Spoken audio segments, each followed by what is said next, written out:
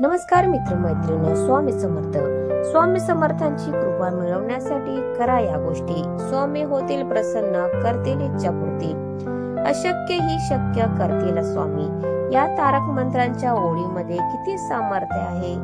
हे वाक्य म्हणताना देखील अंगात एक सकारात्मक दैवी ऊर्जा संचारते. स्वामी नेहमी आपल्या भक्तांना सांगतात, तुम्ही भीती बाळगू नका, मी आहे तुमच्या सोबत कायम. यामुळे भक्तांना धीर मिळतो. ही आहे स्वामी सेवेची खरी ताकद. मात्र स्वामी भक्ती करताना आपल्याला काही गोष्टी आवर्जून लक्षात ठेवाव्या लागतात. तुम्हाला जर वाटत असेल स्वामींनी आपल्यावर कृपा करावी, स्वामींचे आशीर्वाद मिळावेत, आपली इच्छा पूर्ण व्हावी, तर काही नियमांचे पालन करून स्वामी सेवा करायला सुरुवात करा. पहा, चमत्कार तुमच्या सोबत घडू लागेल. पाहुयात मनोकामना पूर्तीसाठी कशा प्रकारे स्वामींची पूजा भक्ती करावी, कोणत्या गोष्टी लक्षात ठेवाव्यात. शिस्त.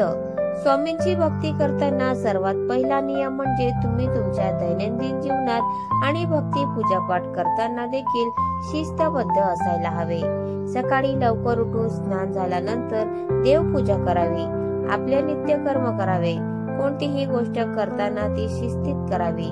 म्हणजेच तुम्ही जर अध्यात्माच्या मार्गावर चालत असाल तर नियमांचे पालन करूनच पूजा करावी. वेळेचे पालन अशा वेळी काटेकोरपणे करावे. आज लवकर उठून पूजा केली आणि उद्या दुपारपर्यंत झोपून राहिलो असे चालत नाही. यामुळे स्वामी नाराज होतात. प्रामाणिकपणा. स्वामी सेवा करताना तुम्हाला तुमच्या वाईट सवयी सोडायला हव्यात.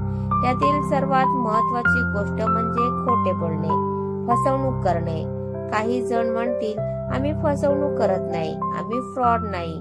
मात्र तुमच्या पालकांपासून काही गोष्टी लपवणे, त्यांच्याशी खोटे वागणे ही फसवणूकच असते. तसेच वाईट आचरण करणे किंवा नवरा बायकोने एकमेकांशी खोटे वागणे, विश्वासघात करणे या गोष्टी स्वामी सेवा करताना अजिबात चालत नाही.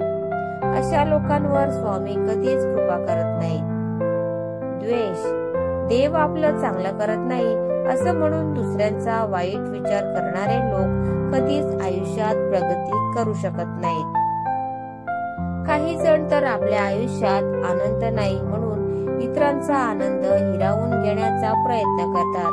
दुसऱ्यांवर विनाकारण जळणे, दुसऱ्यांचे वाईट चिंतने, इतरांच्या पाठून त्यांच्याबद्दल वाईट बोलणे, विनाकारण एखाद्याची बदनामी करणे अशा गोष्टींमुळे आपले कर्म खराब होते व देव या मत्सरी लोकांसोबत कधीच उभा राहत नाही.